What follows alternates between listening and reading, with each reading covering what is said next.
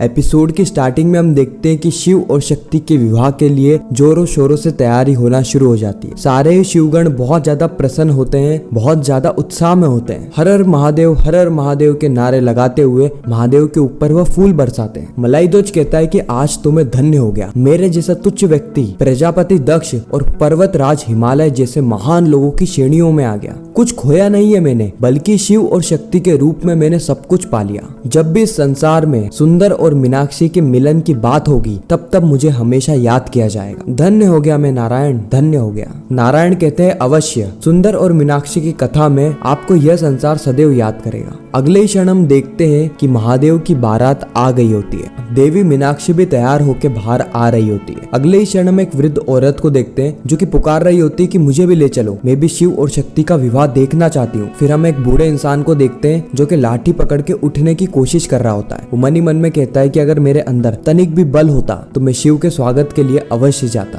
फिर हम एक बच्ची को देखते हैं जिसके घर वाले उसे घर में बंद करके चले गए होते हैं। वह द्वार को जोर जोर से बजाने लगती है और कहती है कि कोई है, कोई मुझे बाहर निकालेगा, मुझे शिव और शक्ति का विवाह देखना है। महादेव की बारात में कुछ वनवासी आ जाते हैं और कहते हैं कि महादेव, हमें जैसे ही ज्ञात हुआ कि आपकी यहाँ से बारात जा रही है, इसीलिए हम लोग आ गए आपकी इस बारात में सम्मिलित होने। उसी वक्त महादेव कहते हैं कि ये पूरा संसार ही मेरा है, हम सब एक परिवार हैं, इसीलिए आप सभी लोग मेरी बारात में आ सकते हैं, मेरे विवाह में आ सकते हैं। हम देखते हैं कि महादेव और देवी पार्वती के विवाह में सभी लोग सम्मिलित होने लगते हैं। गाँव गाँव में चर्चा होती है और सभी लोग ये निर्णय लेते हैं कि वह अवश्य शिव शक्ति का विवाह देखने जाएंगे। हम पशु और पक्षियों को भी देखते हैं जो कि भारी मात्रा में शिव शक्ति के विवाह में उपस्थित हो जाते हैं। अगले ही क्षण हम असुर माता दिति को देखते हैं जो कि बहुत ज्यादा चिंतित होती है, बहुत ज्यादा व्याकुल होती है। वह कहती है कि असुर गुरु देखिए, विवाह के लिए बारात जा रही है, किस तरीके से हम रोके शिव शक्ति के विवाह को, किस तरीके से हम आपके बंधन को मुक्त करें, कुछ उपाय बताइए गुरुदेव, कुछ उपाय बताइए। लेकिन असुर गुरु कुछ कहते नहीं है, वह मौन खड़े रहते हैं। अब हम देखते हैं कि महादेव की बारात पहुंच गई होती है, इसलिए महादेव बारात से उतरते हैं और मलाई ध्वज पूरी ही बारात का स्वागत करते हैं पूरे सम्मान के साथ। उसके बाद देवी मीनाक्षी भी वहाँ पर आ जाती है और नारायण कहते हैं कि अब वर और वधू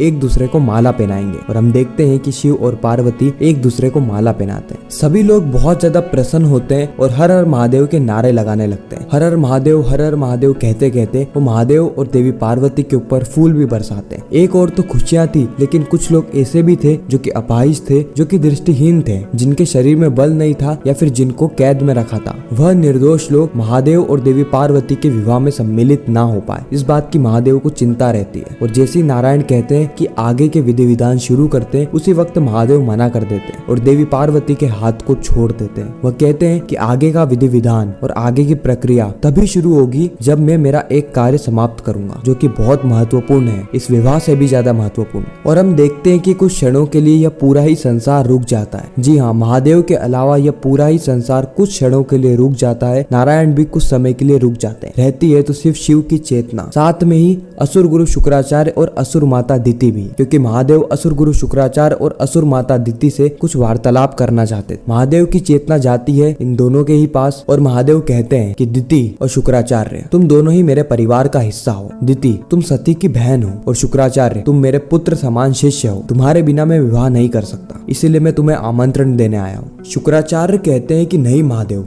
कदापि नहीं। इतने वर्षों के संघर्ष के बाद हमने ये सीखा है कि शत्रु शत्रु रहता है, यानी एक बार जो शत्रु बन जाता है वो सदैव सदैव के लिए शत्रु ही रहता है। और आपके यह आमंत्रण को स्वीकार करने का अर्थ यह हुआ शत्रुता का अपमान करना, इसलिए आप जाइए यहाँ, हम आपके विवाह में सम्मिलित नहीं होंगे। असुर माता दिति कहती है कि महादेव, आप भी तो यहाँ पर अपनी शत्रुता निभाने ही आए हैं। आपने हमें आमंत्रण जरूर दे दिया, लेकिन आपके पुत्र समान शिष्य जो कि एक बंधन में बंधे हुए, इन्हें मुक्त नहीं किया। और आप यहाँ पर आए हैं सिर्फ इसीलिए ना, ताकि आप इस पूरे ही संसार को ये बता सकें कि शिव सबके हैं। शिव को इस वक्त भी असुरों की चिंता है। आप ऐसा झूठा ढोंग क्यों रच रहे महादेव? चले जाइए यहाँ से, हमें और पीड़ा मत दीजिए। असुर गुरु शुक्राचार्य कहते हैं कि महादेव, हम जहाँ हैं जैसे हैं सब ठीक है, आप जाइए और आदि शक्ति से अपना विवाह कीजिए। महादेव कहते हैं कि संसार में ऐसा कोई भी बंधन नहीं है जिसे शुक्राचार्य तोड़ ना सके। शुक्राचार्य के अंदर भक्ति की अपार शक्ति है। निमंत्रण और आमंत्रण दोनों को ठुकराने का अधिकार हर किसी को है, इसीलिए मैं आपकी बातों का बुरा नहीं मानूंगा और ना ही आपके बातों से गुस्सा होऊंगा, लेकिन मैं ये जरूर कहना चाहूंगा कि अगर शत्रुता मर्यादा के साथ निभाई जाए तो वह शत्रुता इस पूरे ही संसार के लिए लाभदायक होती है, वह इस पूरे ही संसार को सीख देती है। और अगर उसी शत्रुता को क्रोध और निंदा के साथ बिताया जाए तो ये पूरा ही संसार उसकी निंदा करता है। समय शुक्राचार्य समय दिखता नहीं है लेकिन बहुत कुछ दिखा देता है। ये तुम्हारे लिए एक शिक्षा होगी। प्रकृति तुम्हें सद्बुद्धि दे और प्रसन्नता दे। हम देखते हैं कि इतना कह के महादेव वहाँ से चले जाते हैं, यानी महादेव की चेतना पुनः महादेव के अंदर लौट जाती है और यह पूरा ही संसार वापस से जागरूक हो जाता है। इस ओर हम असुर गुरु शुक्राचार्य को देखते हैं जो कि अपने पूरे बल से अपनी पूरी शक्ति से प्रयास कर रहे होते हैं उस प्रयास को तोड़ने का, और फिर वह आसानी से उस प्रयास को तोड़ देते हैं। और फिर शिव और शक्ति का विवाह पूरी तरीके से शुरू हो जाता है। जब ये विवाह हो रहा होता है उसी वक्त महादेव